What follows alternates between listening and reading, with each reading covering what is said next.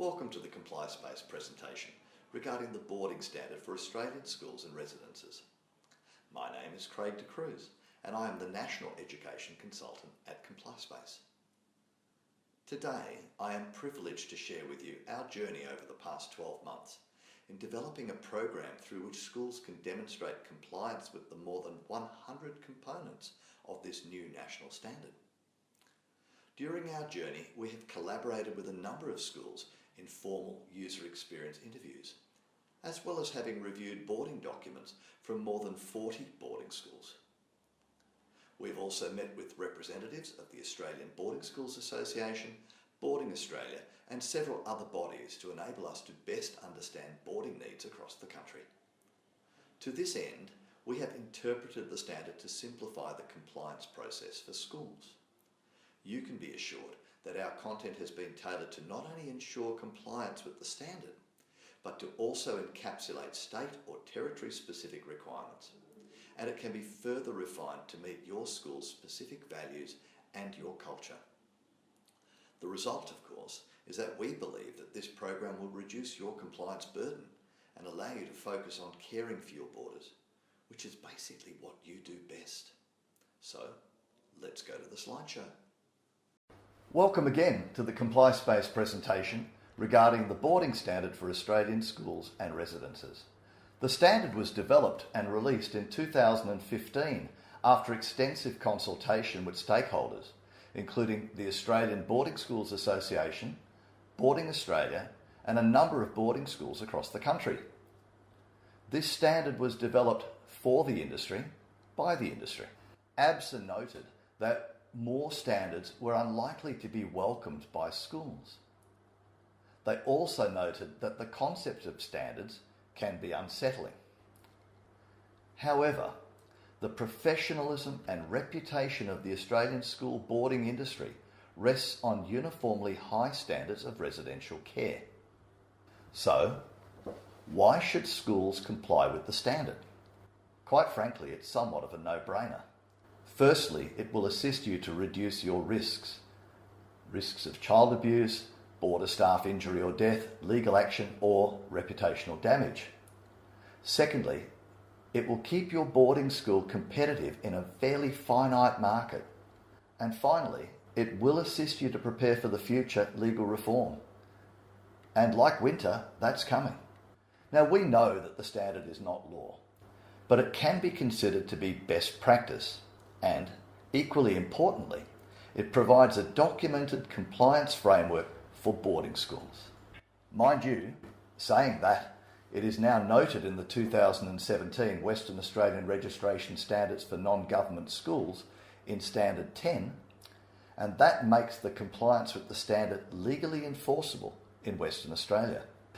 Other key information includes the fact that the United Kingdom and New Zealand now both have national standards. The standard provides consistency and a common compliance framework across all states and territories. And most importantly, the requirements of the standard reflect the ongoing outcomes of the Royal Commission into institutional responses to child sexual abuse. If we look just at the consistency, the standard provides a framework to assist boarding schools to be compliant with 10 federal, state and territory legislative domains.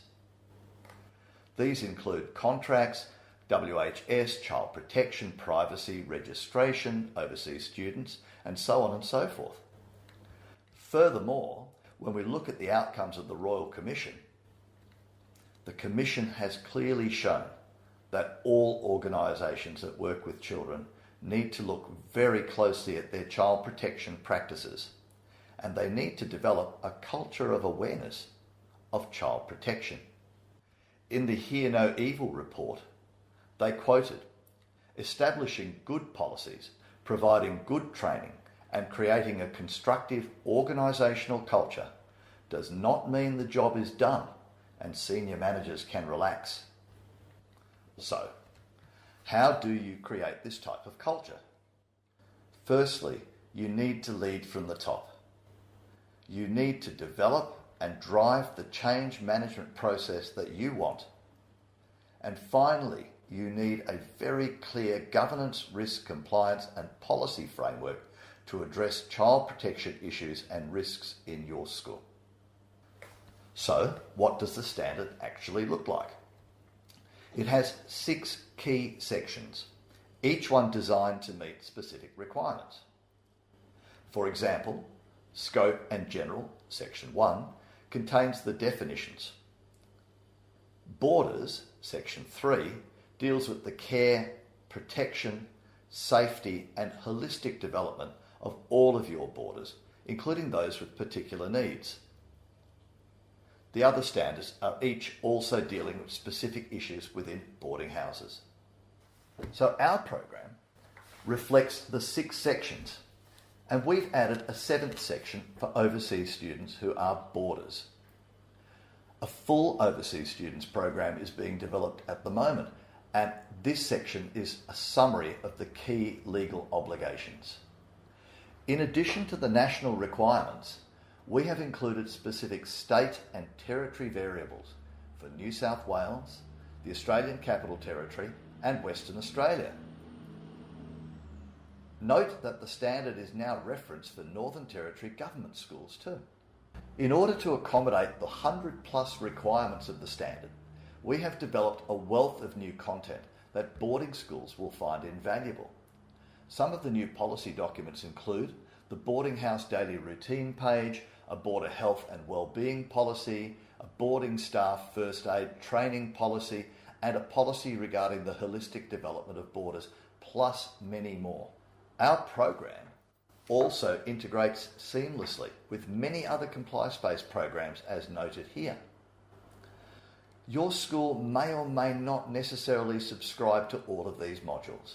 However, there is no doubt that student duty of care, child protection, and workplace health and safety have many valid links.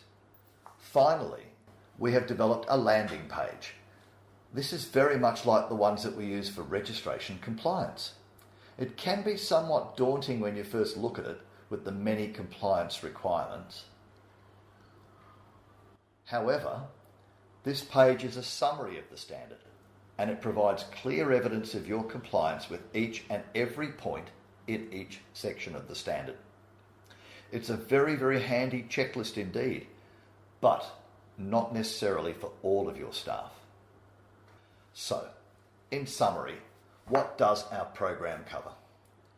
We will provide you with policy and procedures content. We will provide you with online training modules. We will provide you with the assurance, risks and tasks.